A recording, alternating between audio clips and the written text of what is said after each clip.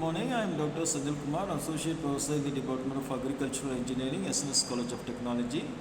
And I welcome you all for this lecture series on plant protection machinery. And today in this video we will discuss about the topic of working principle of the sprayer equipment. And to say the working principle, conversion of the spray liquid into droplets is achieved using some forms of energies. So various forms of kinetic energy such as hydraulic energy, gaseous energy and centrifugal energy are utilized in this process. The type of sprayer and nozzles or atomizers can be classified according to the energy used by which the liquid is converted to the form of droplets. So to save the hydraulic energy, a reciprocating pump operated mechanically by a lever. So it is pressurized by means of compression. This pressure forces the liquid out of the nose in the form of spray particles, and you can see in this diagram how the hydraulic energy is getting activated. Similarly, in case of gaseous energy, you can see a blower generates high wind velocity air. A liquid or dust is fed into the air stream to be carried out to the target. So when the blower, it is rotating at a very high speed, and when we are allowing the liquid or the powder, the form of powder, when we are applying, it pushes at a very high speed, thereby we are getting the necessary speed which is required. And to save the centrifugal energy, we know that there are two types of energy, one is centripetal and one is centrifugal. So in case of centrifugal, the concept is that all the things, particles will be tends to move away from the center, is a centrifugal force. So high speed spinning disc, it is either be a flat, concave or cage or perforated cylinder, atomizes the spray liquid to find droplets. To save the spray volume, theoretically speaking, if ideal droplet diameter and the desirable droplet density are known, the minimum volume of pesticide spray per unit area can be calculated. Such a calculation of optimum droplet density is difficult because of the effectiveness of the droplet is dependent on it. And to say about, however, the following broad indications can serve a general guideline. 5 to 10 droplets per centimeter square for translocated herbicides and 20 droplets per centimeter square for most insecticides and systematic fungicides, and 50 to 70 droplets per centimeter square for non-systematic fungicides.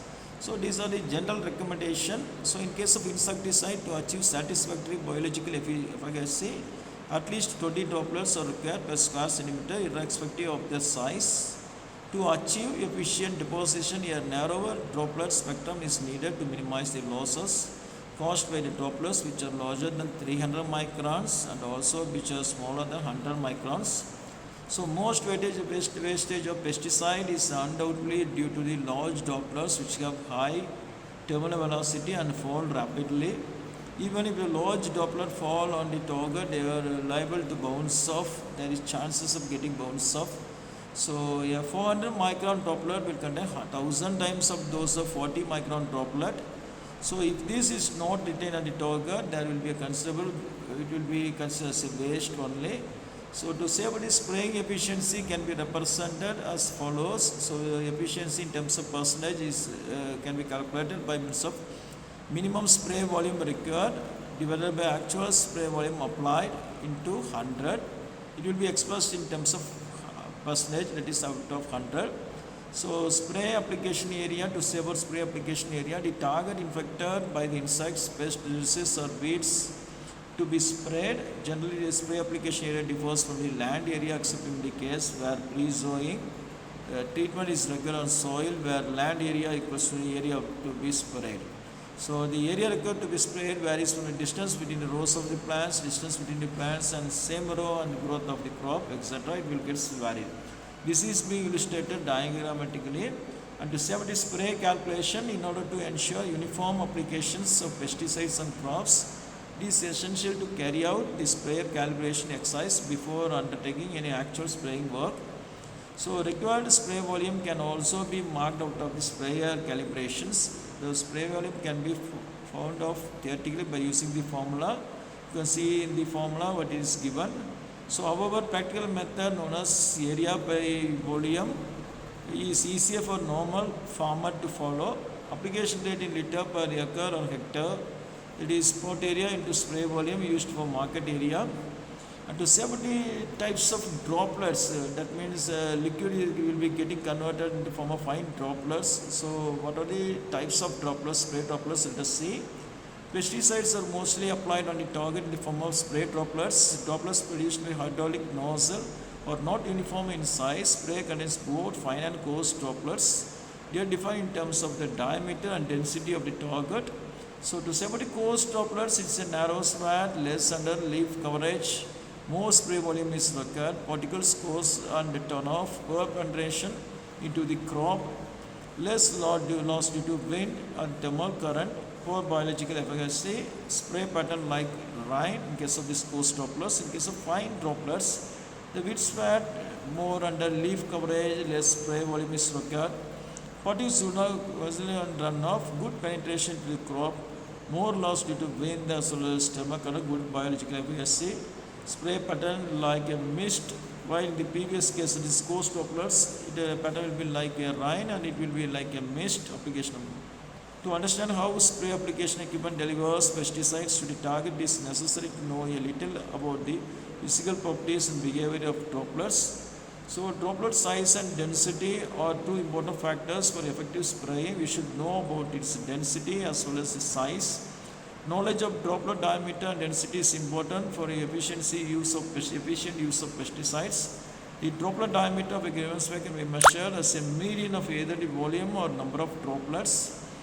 And this terminology, that is volume medium dia, that is we used to term this VMD, that is a volume medium diameter, is defined as the droplet diameter, which divides the volume of spray into two equal parts. That is a volume of spray with droplets of diameter less than VMD equals to the volume of droplets with diameter greater than VMD. So that gives the value of volume medium diameter, that is VMD, and to say about the NMD, that is number median diameter. So it is a droplet diameter where the number of droplets above the NMD is equal to number of droplets below the NMD. It is usually smaller than VMD because most pesticide sprays usually contains a large number of very small droplets. So VMD is affected by relatively few large droplets, whereas the MMD is more influenced by small droplets. So this is a main differentiation, that in case of VMD it will discuss about the large droplets and NMD will discuss about the small droplets. So more uniform the size of droplets, the closer the ratio of VMD and NMD approaches. So in a normal course, the spray droplets are in spherical shape. To understand the mathematical logic and for simplicity in calculations, the droplet may be considered in the shape of a cube and not in the shape of the sphere. So imagine that the ideal spraying has been carried out, which are produced all droplets of same size in cube shape, having also equal diameter, say 2 millimeter. This to say about the VMD and NMD. And to say about the optimum droplet size, that means the droplet may be either coarse droplet or fine droplet. So we should know what is the optimum droplet size that is required for effective application of insecticides as well as pesticide using any spraying equipment. So optimum droplet size for application of pesticide are generally specified within the range of droplet diameter. More precise definition of optimum droplet size in application of pesticide on agriculture pest may not be possible due to biological complexity of the target. So how which it is determining, we should know the velocity of droplet detection, gravitational force, wind velocity, the air turbulence caused by the thermal movement, then the volatility of spray liquid, characteristics of target. So these are all the things that we should know while knowing about the optimum droplet size. And thank you for watching this video. Thank you once again.